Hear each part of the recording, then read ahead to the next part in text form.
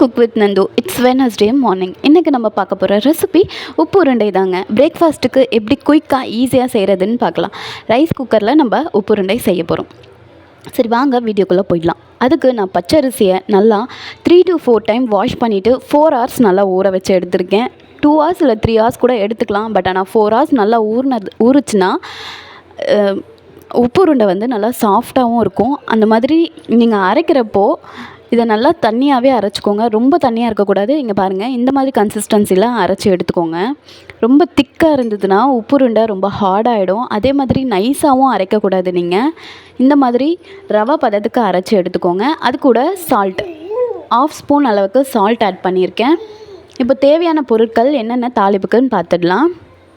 நான் இன்றைக்கி வேர்க்கடலை தான் எடுத்து வச்சுருக்கேன். தேங்காய்க்கு பதில்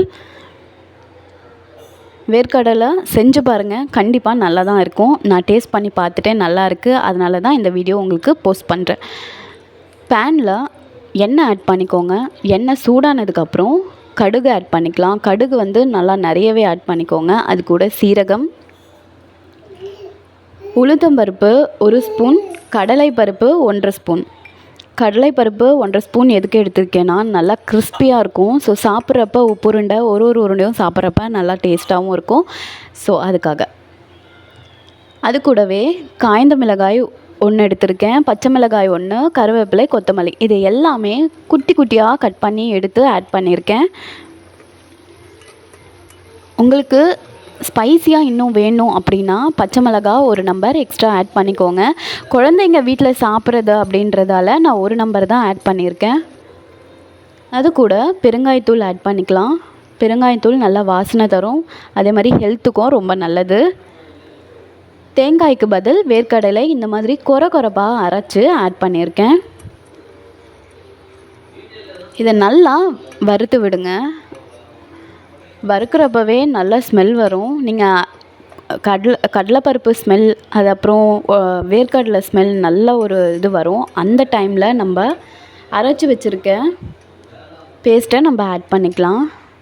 நீங்கள் தண்ணியாக இருக்குதுன்னு கவலைப்பட வேண்டாம். இன்கேஸ் தண்ணியாக அரைச்சிட்டிங்கன்னா ரவை பதத்தில் மட்டும் அரைச்சி வச்சுக்கோங்க மறக்காமல். இது நம்ம கிண்ட நல்லா திக்காகிடும். ஸோ அதனால் தண்ணியாக இருக்குன்ட்டு ஃபீல் பண்ண வேண்டாம்.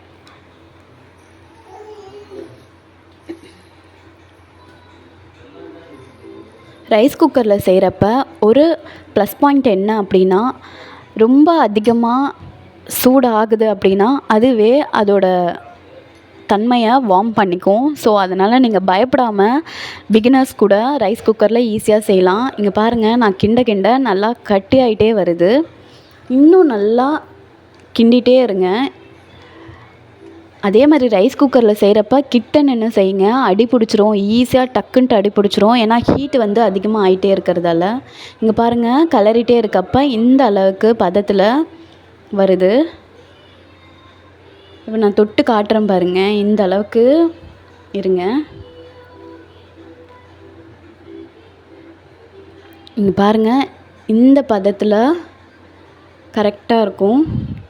நம்ம ஆஃப் பண்ணிவிட்டு ஒரு பவுலுக்கு சேஞ்ச் பண்ணிடலாம். உப்பு உருண்டை மாவு ரெடி ஆகிடுச்சு. இது நல்லா முழுமையாக ஆறட்டும். ஆறுனதுக்கப்புறம் நம்ம உருண்டையாக பிடிச்சி வேக வச்சிடலாம். ஆவியில் வேக வச்சு சாப்பிட்ற எல்லா பொருளுமே நமக்கு ரொம்ப நல்லது ஹெல்த்துக்கு. ஸோ இந்த மாதிரி நீங்கள் 2 or 3 டைம்ஸ் கூட டேஸில், வீக்லி 2 or 3 டேஸில் கூட நீங்கள் இந்த மாதிரி உப்பு உருண்டை பிரேக்ஃபாஸ்ட் இல்லை ஸ்நாக்ஸுக்கு கூட நீங்கள் எடுத்து சாப்பிட்றது ரொம்ப நல்லது. உப்பு உருண்டையை நான் இப்போது சேஞ்ச் பண்ணிட்டேன். இப்போது ஆவி போட்டுடலாம். ஆவி போட்டு ஒரு 6 to 8 minutes அதுக்குள்ளேயே நல்லா வெந்துடும். நம்ம ஓப்பன் பண்ணி பார்த்தோன்னா இந்த மாதிரி சாஃப்டாக ப்ளஃபியாக உப்பு உருண்டை ரெடி ஆகிடுச்சு. நீங்களும் இதை வீட்டில் செஞ்சு பார்த்துட்டு எப்படி இருக்குன்னு சொல்லுங்கள். கண்டிப்பாக இந்த வீடியோ யூஸ்ஃபுல்லாக இருக்கும்னு நம்புகிறேன். பாய். தேங்க்யூ ஃபார் வாட்சிங். சப்ஸ்கிரைப் பண்ணிவிட்டு மறக்காமல் பெல் ஐக்கானை கிளிக் பண்ணி ஆல் என்ற ஆப்ஷனையும் கிளிக் பண்ணிக்கோங்க. பாய்.